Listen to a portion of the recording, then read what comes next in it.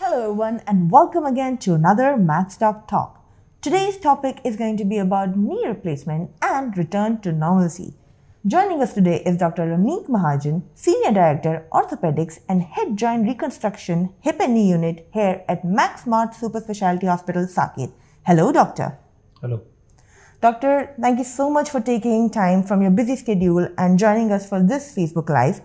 And I understand you have a busy schedule, but अब समय ऐसा हो गया है कि कोविड की सेकेंड वेव हमारे पीछे है एंड ज़िंदगी नॉर्मल वापस हो रही है. इसी के साथ साथ मॉल्स खुल गए हैं, दुकानें खुल गई हैं एंड हॉस्पिटल्स भी खुल गई है. सो अभी ऐसे बहुत लोग हैं जिनके पास ये सवाल है नी रिप्लेसमेंट के. बहुत ही पेशेंट्स हैं और उनके सवालों का जवाब देने हम आज आए हैं. सो डॉक्टर, पहला क्वेश्चन, कोविड के दौरान what difference has Covid brought in knee replacement? देखिए, what COVID did, COVID came with a sudden. So people before COVID, I would say before last year, March, April, everybody had a fear factor about going for a surgery, but they always thought, चलो मैं नवंबर में करा लूँगी, मैं सितंबर में कर लेंगे, मेरी शादी किसी के घर में है, किसी का कुछ है. So they would always keep shifting goalpost, delaying the surgery, but they knew they had to get it done. So somewhere or the other, कुछ ना कुछ ट्रीटमेंट वो लेते रहते थे. they were doing something. Suddenly then the COVID came in and they realized कि अब surgery हो नहीं सकती. There are other fears, other risks which were involved during the time when first wave and then the second wave came in. So that led to the changed scenario that what I am seeing now is आज जब when second wave is behind us, people जो लोग आ रहे हैं now they have made up their mind. पता नहीं third wave फिर से आएगा. पीपल आर टॉकिंग शायद थर्ड वेव आएगा. They have seen in the last 1.5 years health deterioration, quality of life gone down. तो अगर उस एक साल में they had time to live with their family and enjoy with their family और grandchildren, they could not, because वो लोग अपनी दर्द से ही परेशान रहे और डॉक्टर्स भी अप्रोचेबल नहीं थे during that time for these type of treatments. Every doctor was busy treating COVID. So ये lifestyle disease, this got neglected, जिसकी वजह से patients actually are suffering more.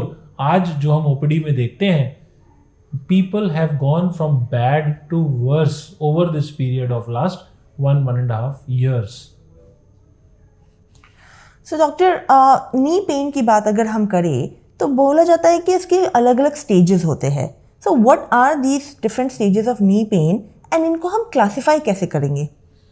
देखिए, देयर आर दो तरीके हैं. हम नी पेन को जनरल पब्लिक से जब डिस्कस करने की बात करते हैं तो हम अर्ली स्टेज, मॉडरेट और सीवियर स्टेज की बात करते हैं. अगर हम आपस में हिस्टोरिकली बात करते हैं तो हम कहते हैं स्टेज 1, स्टेज 2, स्टेज 3, स्टेज 4. पर एक जनरल पब्लिक को अपनी बीमारी इसी 3 स्टेजेस में मालूम है, early, moderate and severe. Early stages में जब उसकी पेन एक्चुअली में जस्ट शुरू होती है, उसको नीचे बैठ के उठने में, सीढ़ी चढ़ने में, रोज़मर्रा की दिनचर्या में कभी ना कभी अचानक दर्द आती है जिसकी वजह से उसका ध्यान उस नी की तरफ पहुंचता है. दोज आर अर्ली स्टेजेस जिसमें पूरा दिन पेशेंट कंफर्टेबल है, कुछ एक एक्टिविटीज़ में वो अनकंफर्टेबल होना शुरू होता है. तो ये ज़्यादातर ये बीमारी हम देखते हैं 40s, 50s, early 60s. People जो बहुत एक्टिव थे, suddenly they start feeling, they start having some issues. ऐसे स्टेजेस हम लोग अर्ली स्टेजेस में मानते हैं. इनके लिए हम ट्रीटमेंट भी उसी हिसाब से एडवाइस करते हैं. कभी किसी को फिजियोथेरेपी, लाइफस्टाइल मॉडिफिकेशंस, किसी को एनाल्जेसिक्स, पेन किलर्स, कुछ ना कुछ रेट रिडक्शन. तो ये कुछ ना कुछ चीज़ें हम अर्ली स्टेजेस के लिए लेके चलते हैं. मॉडरेट पेशेंट्स वो हैं जिन्होंने ये सब चीज़ें देखी, अब उनकी पेन बढ़ती गई.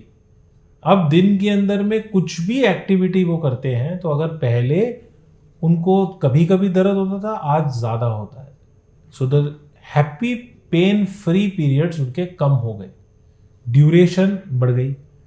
तो जो पेन किलर पहले शायद कभी नहीं खाता था या हफ्ते में 2 हफ्ते में कभी 1 गोली खाता था, आज वो पेन किलर कभी ना कभी हफ्ते में 4-5 बार या रोज भी एक गोली के हिसाब से आ जाते हैं।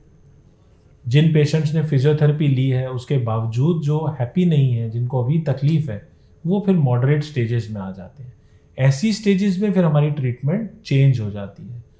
अर्ली मॉडरेट्स, इनमें हम लोग कभी कभी जॉइंट में लुब्रिकेटिंग इंजेक्शंस, जेल इंजेक्शन जो बोलते हैं, हाइलुरोनिक एसिड्स, ये कुछ लगा लेते हैं।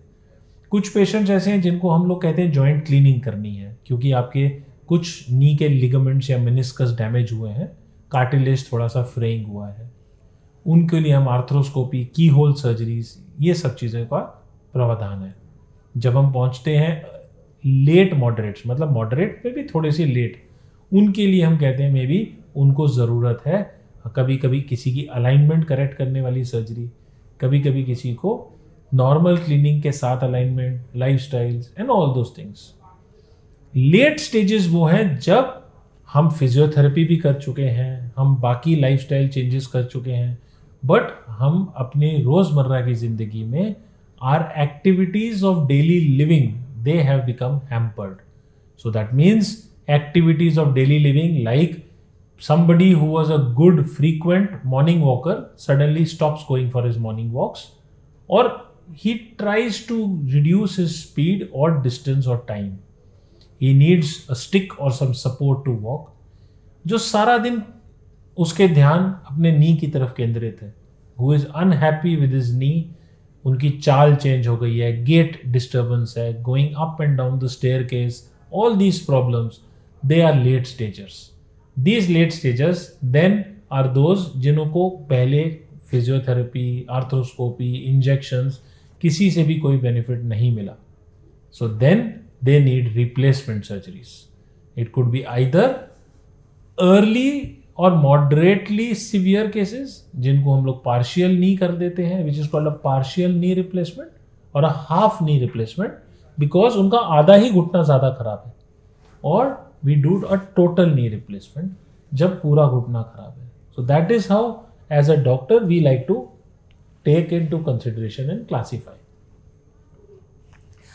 तो डॉक्टर, नी रिप्लेसमेंट सर्जरी कुछ लोग कहते हैं एक लग्जरी सर्जरी है या फिर it's not a mandatory surgery. तो ये अफवाहें या फिर ये एक सोच बहुत टाइम से चलती आ रही है.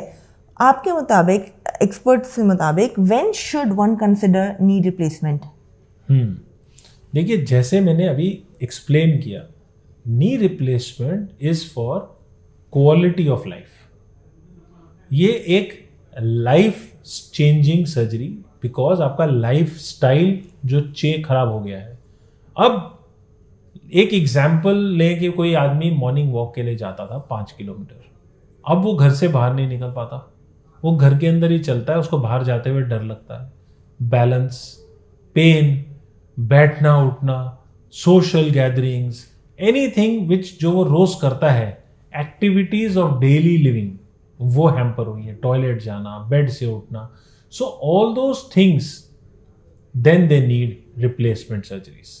अब I have patients who are very active, they were going for golf, and now they can not go for their golf because जब गोल्फ में वो स्विंग लेते थे, पिवट करते थे, knee would lock, knee had pain, they had arthritis. So those people want to return back to their active life.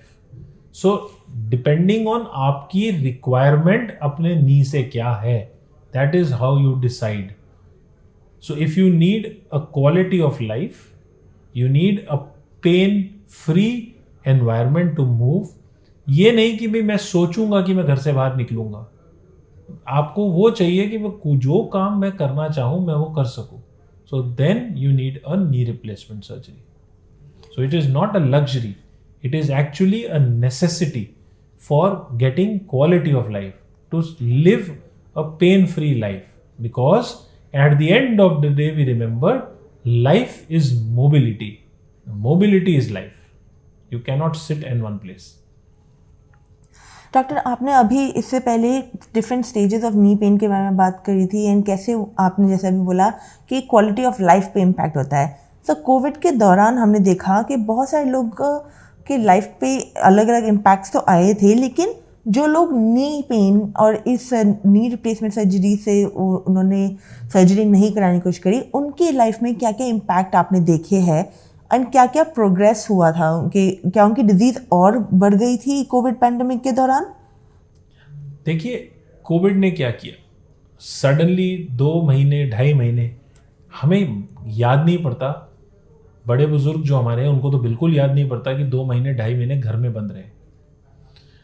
अब not everybody has a luxury of big houses, so in those environment लोग activity, exercises, ये सब चीज़ें नहीं कर पाए जितनी की जिसको आदत थी। कुछ लोग जितना घर में अपने आप कर सके वो करे। तो इससे हमारे नी के पेशेंट्स को ये नुकसान हुआ कि जो हमारे अर्ली स्टेजर्स थे वो एक स्टेज वर्सन हो गए। तो स्टेज 1 स्टेज 2 बन गया, अर्ली वाला मॉडरेट में चला गया, मॉडरेट वाले ग्रेजुअली लास्ट 1-1.5 साल के बाद सीवियर की तरफ बढ़ गए। रीजन, एक्टिविटी कम हो गई, एफर्ट बढ़ गई, maybe they put on weight because doctors को रेगुलर मिल नहीं पाए, so that there became a gap for any reason, चाहे आपको टाइम से दवाई नहीं मिली, चाहे आप एक्सरसाइज नहीं करी, चाहे वेट गेन नहीं किया, उसकी वजह से डिजीज की सिवियरिटी चेंज हो। And as they became more severe with symptoms their requirements changed. तो आई नो कई पेशेंट ऐसे थे जिनको हम फिजियोथेरेपी से मैनेज कर रहे थे, उनको आज इंजेक्शन लग रहा है। जिनको हम आर्थ्रोस्कोपी से मैनेज करना चाहते थे या पार्शियल नहीं करना चाहते थे, उनको आज टोटल नहीं करना पड़ रहा है। So that is how this disease has actually worsened over the time. इसी में कुछ पेशेंट ऐसे हुए जिनको कोविड हो गया, उसकी वजह से उनके मसल लॉस हुआ, मसल वीकनेस हुई, that again made a difference to their life. तो डॉक्टर, क्या इसकी वजह से आप कहेंगे कि पेशेंट्स के बिहेवियर में भी हमने चेंज नोटिस किया है? बिहेवियर इन द सेंस, देखिए, बिकॉज ये डिजीज एल्डरली पीपल की है, तो बिहेवियर ऐसे चेंज हुआ कि जब आपको सारा दिन दर्द है, क्वालिटी ऑफ लाइफ हैम्पर्ड है, activities of daily living hampered है, तो डेफिनेटली पेशेंट के मन में थोड़ा चिड़चिड़ापन, थोड़ा सा डिप्रेशन, ये सारा चीज आ जाता है। So most of the elderly population pre covid भी हम देखते थे, they were always depressed with multiple reasons, but कुछ रीजंस ये थे कि they were not able to meet and greet people so frequently. उनको ऑफिस की जो आदत थी उसमें प्रॉब्लम हो गई। पहले वो ऑफिस जाते थे, अब घर बैठे थे, और लास्ट 1-1.5 साल में जब they could not interact with their family, बच्चों को नहीं देखा, ग्रैंड चिल्ड्रन को नहीं देखा, so they actually became more depressed. तो yes, behaviour changes are seen. Thank you doctor. Doctor, अभी आपने जैसे बोला कि नी प्रॉब्लम्स ओल्ड एज में होती है, तो क्या ये सिर्फ और सिर्फ ओल्ड एज सोल्यूशन है नी रिप्लेसमेंट सर्जरी, या आजकल आपने रिसेंट ईयर्स में देखा है कि यंगर पेशेंट्स में भी ये तकलीफ दिखने लगी है? देखिए, आर्थराइटिस बेसिकली एक ब्रॉड टर्म है जिसका मतलब होता है हमारा जॉइंट खराब होना। यंगर एज ग्रुप में ज़्यादातर जो आर्थराइटिस आता है दैट इज बिकॉज ऑफ किसी बीमारी, इन्फ्लेमेटरी डिसऑर्डर। एल्डरलीज में बुजुर्ग पने की बीमारी है, यंगस्टर्स में मोस्टली इन्फ्लेमेटरी डिसऑर्डर्स हैं। बहुत ही रेयर यंगस्टर ऐसा आता है जिसको कि एक्सीडेंट, ट्रॉमा, फ्रैक्चर्स के बाद आर्थराइटिस होता है। यहाँ पे मेरे ख्याल से यंगस्टर का मतलब हम कहेंगे लेस देन 50s या 55 से नीचे। हम लेस देन 50s को यंगस्टर मान के चलते हैं फॉर अ रिप्लेसमेंट सर्जरी। तो most of them are inflammatory disorders like gout, rheumatoid arthritis and all those kind of patterns. अगर हम यंगस्टर की बात करें तो यंगेस्ट पेशेंट जिसका नी रिप्लेसमेंट हमने किया है मेरे हाथ में, वो 18 ईयर्स का था, बट देन उसका रीजन डिफरेंट था, उसको इन्फ्लेमेटरी डिसऑर्डर था, JRA था शायद, इस वजह से। सो आई थिंक एज का क्राइटेरिया हम सिर्फ इसलिए लेके चलेंगे कि यस, यंगस्टर्स आजकल आ रहे हैं। 55 to 60 पेशेंट्स भी हम यंग मान के चलते हैं अगर ऑफिस गोअर्स हैं, shopkeepers, people who are in an active profession आज भी, but they are coming for surgeries. Maybe they had some inflammatory disorder या लाइफस्टाइल चेंजेस या वेट इश्यूज जो 55-60 में उनके नी को जल्दी खराब हो गए। Thank you so much doctor. Doctor, now अब बात करेंगे रिटर्न टू नॉर्मलिसी पे, नॉर्मल लाइफ पे रिटर्न। कोविड की जो सेकेंड लेयर है वो अब हमारे पीछे है, it's behind us. Positive rates बहुत ही ऑलमोस्ट 0.17 से आसपास आ गए हैं। कोविड के केसेस तो इतने ही कम हो गए हैं, लाइफ नॉर्मल चली गई है। अब इस दौरान लोगों के दिमाग में जिन्होंने अपनी ट्रीटमेंट मैनेजमेंट नहीं कर पाए, ट्रीटमेंट डिले कर दी है, क्या उनके लिए आपका एडवाइस, क्या अभी सेफ है, अब है टाइम आने के लिए, और उनकी सुरक्षा के लिए मैक्स स्मार्ट में क्या क्या प्रिकॉशंस लिए जा रहे हैं? देखिए, जो भी पेशेंट अभी तक इंतज़ार कर रहे थे सेकेंड वेव जब ख़त्म हुई, तो देखिए हॉस्पिटल्स ने भी फर्स्ट सेकेंड वेव में काफ़ी सारी चीज़ें, एक नया एक्सपीरियंस, तो फर्स्ट वेव से लेके सेकेंड वेव तक हम बोले तो यस, आज हॉस्पिटल हार्डली पेशेंट तो है नहीं, कोविड का पेशेंट हॉस्पिटल में कोई एडमिट नहीं है। सो यानी कि नॉर्मल पेशेंट्स ही हैं, sanitisation, wearing proper mask, doctors, nurses, everybody is vaccinated. So वो सारी चीज़ें भी हम देखें तो सेफ्टी प्रोफाइल बढ़ गया है।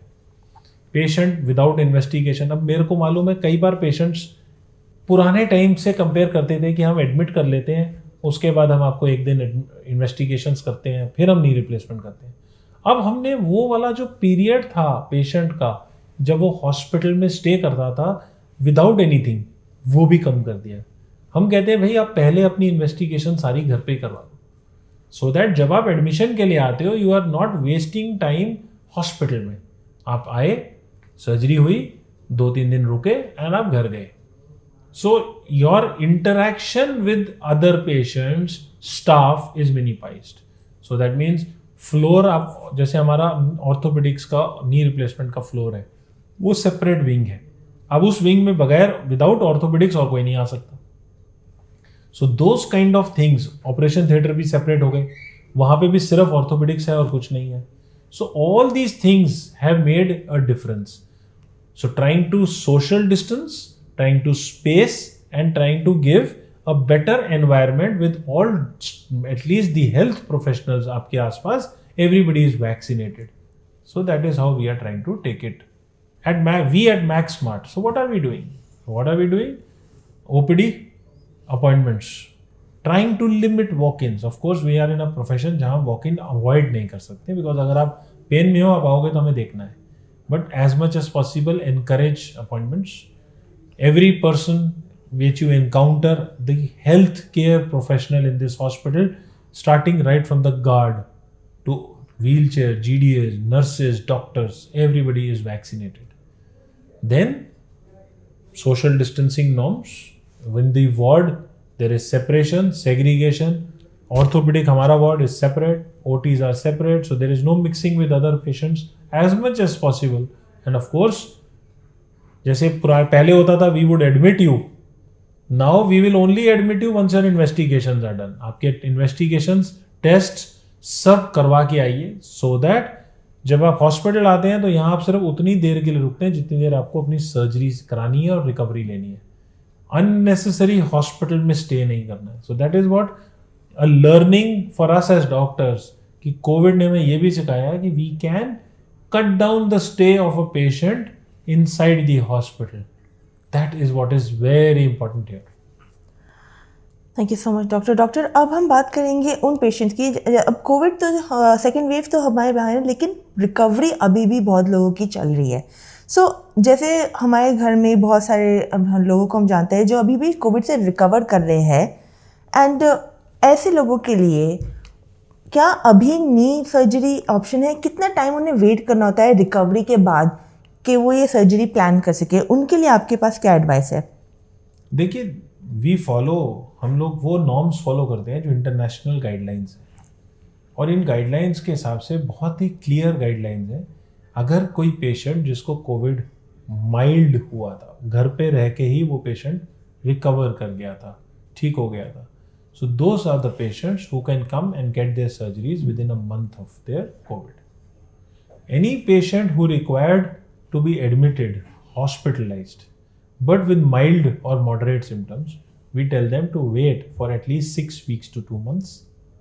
और कोई भी ऐसा पेशेंट जिसको कि प्रोलॉन्ग्ड हॉस्पिटल स्टे था, ICU में रहना पड़ा, स्टीरॉयड्स भी लगे, ऑल दोज थिंग्स, तो severe disease of Covid, those patients, उनको रिकवरी के बाद एटलीस्ट 3 months वेट करना चाहिए before they get for surgery done. At the same time, ये एक ब्रॉड फ्रेमवर्क है, इसके आसपास कुछ ब्लड इन्वेस्टिगेशंस एंड टेस्ट्स वो भी इन्वॉल्व हैं before a patient is cleared for surgery. Thank you so much doctor. तो डॉक्टर, हमने रिकवरी की तो बात कर ली, बट अभी जैसे वैक्सीनेशन ड्राइव हर जगह चल रही है, a lot of people are also asking कि अगर मेरे को वैक्सीन लग गई है, उसके बाद 48 डेज 84 डेज डिपेंडिंग ऑन कौन सी आपने लगाई है, वेट करके दूसरी डोज लगाए, तो क्या इस दौरान सर्जरी प्लान कर सकते हैं, या वैक्सीनेशन फुल्ली कंप्लीट होने के बाद कब कोई सर्जरी प्लान कर सकता है? देखिए, first and foremost I would say please get yourself vaccinated. Vaccination is the most important thing that you can do, not for yourself but for your family. So that is why vaccination करना आपके अपने हित में है. But at that same time, if you need a surgery like a replacement surgeries, you can come and get your surgery done. We at MaxSmart, we are trying to follow that एक vaccine की अगर dose लगी है तो हम at least 1 week wait करते हैं, जो कि वैक्सीन के बाद 48 आवर्स का अक्यूट इन्फ्लेमेटरी रिस्पॉन्स होता है. तो हम लोग कहते हैं भी ठीक है, लेट्स वेट फॉर 1 वीक. अगर आपको दोनों डोज लग गई हैं तो उसके बाद बेटर है, बट इन बिटवीन डोजेज हैं, एक लगी है तो आप सर्जरी कर सकते हैं, बिकॉज सेकेंड डोज आपको 3 मंथ्स के बाद लगेगी. And norms, international guidelines are that even 1 single dose of vaccine protects you from getting a severe Covid. So wait for at least 1 week before after your vaccination, then you can get this surgery done, no problem. Thank you so much doctor. Doctor, जाने से पहले हमारे viewers को आप कुछ और return to normalcy and knee care के बारे में आपके advice. Life is mobility, mobility is life. Please अपनी सेहत पे ध्यान रखें. Do not wait for something to strike before you get your surgery done. Surgeries जो कंफर्ट जोन में हो जाए वो ज़्यादा बेटर है. कई नी पेशेंट्स अपनी सर्जरी इतनी डिले कर देते हैं that they come with a fall, गिर गए, या हिप फ्रैक्चर हो गया, या नी के नीचे लेग टिप फ्रैक्चर हो गया. इसलिए हम सब पेशेंट्स को यही राय देते हैं, get your surgeries done in time. At that same time, अगर वक्त नहीं है, नहीं करा पाते फॉर सम रीजन्स, एक्सरसाइज मत छोड़िए. Keep walking. जितना चलेंगे उतना आपके मसल्स स्ट्रॉन्ग रहेंगे. एंड यस, देखिए, इट्स एक नॉर्मल ह्यूमन टेंडेंसी है. हमें लगता है कि मैं स्टिक क्यों पकड़ूं, पड़ोसी क्या बोलेगा, फलाना क्या बोलेगा, मेरी पड़ोसन क्या बोलेगी. Nobody is coming and seeing you. Holding a stick in your hand जब तक आपकी सर्जरी नहीं होती है is good, because it relieves, offsets the pressures which the joint goes through. So it is important to hold a stick जब तक surgery नहीं कराते. And then whenever you need the surgery, please go ahead and do the surgery. Waiting is not helping you. It's only making the matters worse, because your muscles weaken and weak muscles take longer time to recover. Thank you so much, doctor. That was extremely well said. Now, जाने से पहले मैं अपने audience को बोलना चाहूँगी that आपके जितने भी क्वेश्चंस हैं आप उन्हें कमेंट सेक्शन में डाल सकते हैं, and we will get back to you with the answers. In case आप डॉक्टर से खुद ही अपॉइंटमेंट लेना चाहें तो you can call on the number that is flashing on the screen, या फिर डिस्क्रिप्शन में जो बिटली लिंक है आप उस पर क्लिक करके भी डॉक्टर के साथ 1-on-1 अपॉइंटमेंट बुक कर सकते हैं. Max hospitals are safe and green, and we are completely ready and prepared for you, and we are eager to get you home when you're here and ready for treatment. Thank you so much once again, doctor, for joining us. Thank you so much.